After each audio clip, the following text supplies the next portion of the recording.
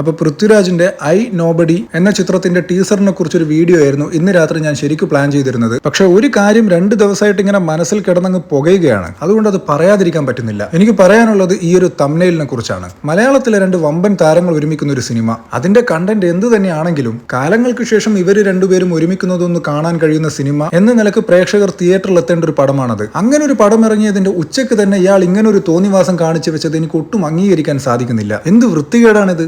ആദ്യം നമ്മൾ പഠിക്കേണ്ടത് ഈ യൂട്യൂബ് റിവ്യൂവേഴ്സിന്റെ റിവ്യൂ ക്ലിപ്സ് ഒരു പടത്തിന്റെ ഒഫീഷ്യൽ പ്രൊമോഷണൽ പേജിൽ വരെ ഉപയോഗിക്കുന്നു എന്ന തരത്തിൽ മാറിയ ആ ഒരു സിസ്റ്റത്തെയാണ്. ഇനി ഇയാൾ അതീവ നെഗറ്റീവ് പറഞ്ഞ എമ്പുരാൻ എന്ന സിനിമയുടെ തംബ്നെയിൽ ഞാനൊന്ന് പോയി നോക്കി. ഒരു മര്യാദ വേണ്ടടേ.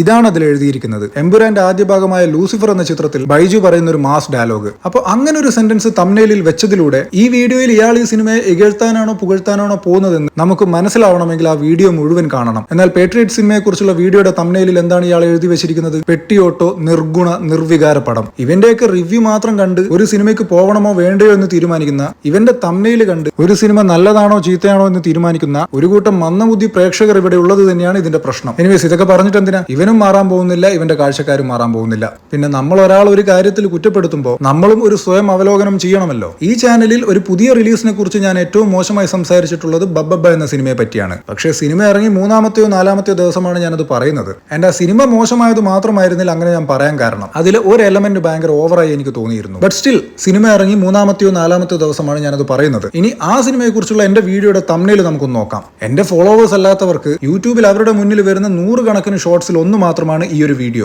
ആൻഡ് സ്ക്രോൾ ചെയ്യുന്നതിനിടയിൽ ആ തംബ്നെയിലിൽ നിന്ന് മാത്രം അവർക്കൊന്നും മനസ്സിലാക്കാനും സാധിക്കുകയില്ല. അവിടെയാണ് ഈ അഭ്യസ്ത വിദ്യനായ കോമാളി ഒരു സീസണിലെ ഒരു ഇൻഡസ്ട്രിയുടെ ബിസിനസിനെ തന്നെ നശിപ്പിക്കാൻ പാകത്തിൽ തോന്നിവാസം കാണിച്ചു വെച്ചിരിക്കുന്നത്. അല്ല, പറഞ്ഞിട്ട് കാര്യമില്ല, നേരത്തെ പറഞ്ഞത് തന്നെ. ഖുറാനും ബൈബിളും ഭഗവത്ഗീതയും കഴിഞ്ഞ ഇവന്റെ വായിൽ നിന്ന് അടർന്നു വീഴുന്ന മണിമുത്തുകളെ ആരാധിക്കുന്ന ഒരു കൂട്ടം ആളുകൾ ഇവിടെ ഉള്ള സ്ഥിതിക്ക് ഇതൊക്കെ ഇനിയും നടക്കും. എന്നിരുന്നാലും ഐ ഹോപ്പ് ഫിലിം ഇൻഡസ്ട്രിയിൽ നിന്ന് ആരെങ്കിലുമൊക്കെ പടമിറങ്ങി 1-ാം ദിവസം തന്നെ കാണിക്കുന്ന ഈ തോന്നിവാസത്തിനെതിരെ എന്തെങ്കിലും ശക്തമായ ഒരു ആക്ഷൻ എടുക്കുമെന്ന്.